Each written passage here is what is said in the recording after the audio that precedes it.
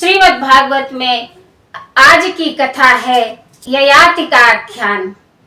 गंगा के पावन तट पर बैठे हुए श्री सुखदेव जी सुना रहे हैं और परीक्षित जी सुन रहे हैं। श्रीमद् भागवत कथा सुनने से पहले गोविंद के चरणों का ध्यान करें। जय श्री कृष्णा, राधे राधे। राजा ययाति की कथा है। चलिए प्रारंभ करते हैं। सोम वंश में है अभी नहुष चरित विख्यात, हुए मुनि सम्राट के सुत दूसरे ययाति। 100 अश्वमेध कर नहुष नृपति, जब हुआ स्वर्ग का अधिकारी। तब इंद्राणी से मिलने को ललचाया पहले व्यभिचारी। इंद्राणी ने संदेश दिया, जो नृप मुझसे मिलने आए, तो ऋषियों और ब्राह्मणों की पालकी साथ में ले आए। सूर्यवंश में नहुष नाम के राजा हुए। उन्होंने 100 यज्ञ किए। विजय प्राप्त हुई तो सबसे पहले उनका इंद्राणी से मिलने का मन हुआ। इंद्राणी ने संदेशा भेजा कि अगर राजा हमसे मिलने आए तो ब्राह्मणों से पालकी ले आए।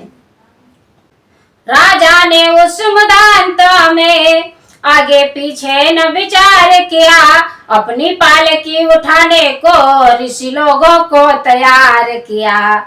ऋषि जन भी कुछ भावी विचार ले चले पालकी मुस्का कर।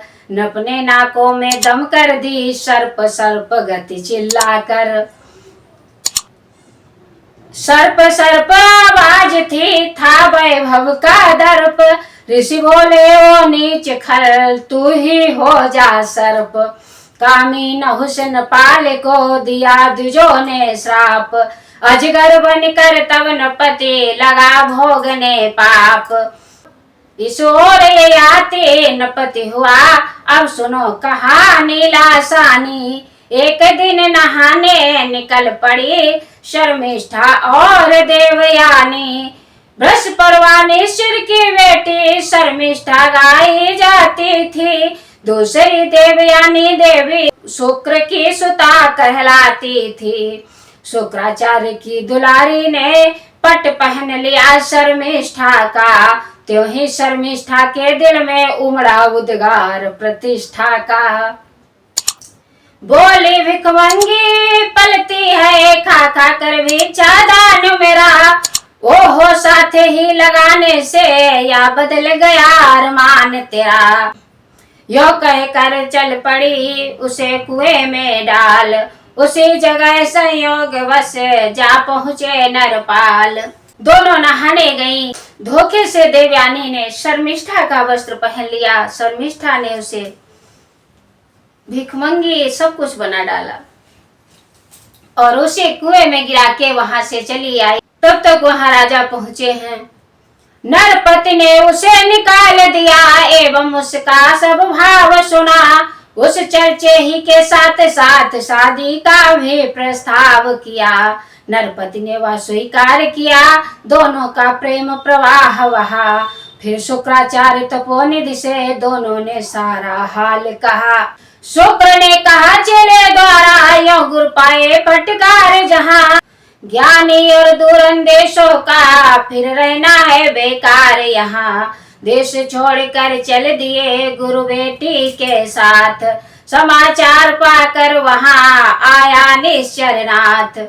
शुक्राचार्य को जो पता चला कि हमारी बेटी के साथ ऐसा व्यवहार किया है शर्मिष्ठा ने, तो वहां देश छोड़कर उनका चलने लगे। तो उसी समय राजा आया है क्षमा मांगने के लिए। बृहस्पति बोला दासों का, खुलकर अपराध कहो गुरुवर। या चेलों को ले चलो साथ, अथवा इस जगह रहो गुरुवर।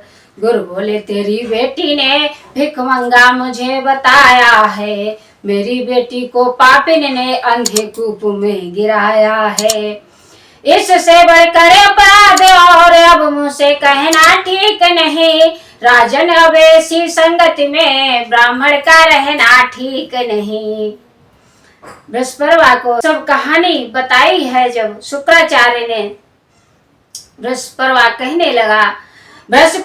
कहने लगा क्षमा कीजिए नाथ। पड़ा रहेगा रात दिन इन चरणों में माथ। कहने लगा है नाथ क्षमा कीजिए, क्षण भर भी साथ न छोड़ेगी यह आत्मा पद प्यासी बनकर, शर्मिष्ठा इसके साथ रहे जन्म भर चरण दासी बनकर। रुक गए शुक्र इन शर्तों पर ससुरालय चली देवयानी, शर्मिष्ठा बनी नौकरानी वह देवी बनी राज्य रानी। शुक्र ने विदा के समय कहा राजन इसका विश्वास न हो, पत्नी व्रत पर कायम रहना चेरी से भोग विलास न हो। राजा ने चरणों पे सर रखकर माफी मांगी और कहा है कि शर्मिष्ठा पूरी उम्र के लिए दासी बनकर रहेगी देवयानी की। इसी शर्त पर शुक्राचार्य उन राजा के यहाँ फिर रहने लगे हैं। कुछ दिन बाद देवयानी का विवाह हुआ है ययाति के साथ। जब देवयानी ससुराल चली तो शर्मिष्ठा साथ में दासी बन करके चली है। शुक्राचार्य समझा रहे हैं राजा को कि राजन ध्यान रहे यह दासी है। न पति ययाति ने सर्वदा रखा इसका ध्यान, फिर भी पलटा खा गया सहसा भाग्य विधान। राजा ययाति ने हमेशा मर्यादा बनाकर रखी, लेकिन जो भाग्य में होता है वो होकर ही रहता है। मासिक वृत्ति से निवृत्त होकर चेरी ने प्रकट विचार किया, नपने भी अपना धर्म समझ रतिका करना स्वीकार किया। फिर क्या था वह बंध गई चाल, दोनों पर प्रेम प्रवाह बढ़ा, पर शुक्राचार्य कुमारी को साथ ही सवतिया डाह बढ़ा। गई पिता के पास वह तथा कहा सब हाल, कहा शुक्र ने न पति से वो कामी चंडाल। जिस यौवन के मध्य में तूने दासी से नाता जोड़ा है, जिस जीवन के मध्य में तूने मेरे वादे को तोड़ा है। मैं कहता हूँ इस यौवन को या तेरा ही मत खा जाए, रह जाए नृत्य की शक्ति तुझे आज ही बुढ़ापा आ जाए। जब देवयानी को ये सब पता चला तो जाकर अपने पिता शुक्राचार्य से कहती है सारा हाल। शुक्राचार्य ने ययाति को श्राप दे दिया कि मेरा वादा तुम्हें याद नहीं रहा, जो मैंने मना किया वही काम किया है, तुम्हें बुढ़ापा आ जाए, वृद्धावस्था का श्राप दे दिया है। घोर श्राप सुन शुक्र के चरणों पड़ा न पार, बोला भूल जान की क्षमे दीन दयाल। सेवक ने किसी मोहम्मद में यह अपना वचन न तोड़ा है, केवल कर्तव्य समझ करके दासी से नाता जोड़ा है। प्रेम की भीख दे डाली है असहाय प्रेम दीवानी को, पानी प्रेम में पिलाया है उस प्रेम प्यासे प्राणी को। मांगे रतिदान अगर नारी तो देना धर्म बताया है, हे प्रभु इस जटिल समस्या में कहिए मेरा कर्तव्य क्या है। यदि ऐसा करने का भगवान कोई शास्त्र में प्रमाण मिले, मेरे कहने में कपट न हो तो मुझको यौवन दान मिले। कहा शुक्र ने श्राप तो फल ही चुका न पाल, अब यौवन के वास्ते नया उपाय निकाल। शुक्राचार्य कहने लगे हैं अब श्राप तो हमने दे ही दिया है, श्राप तो झूठा नहीं हो सकता, लेकिन इसका एक नया उपाय जरूर बता सकते हैं।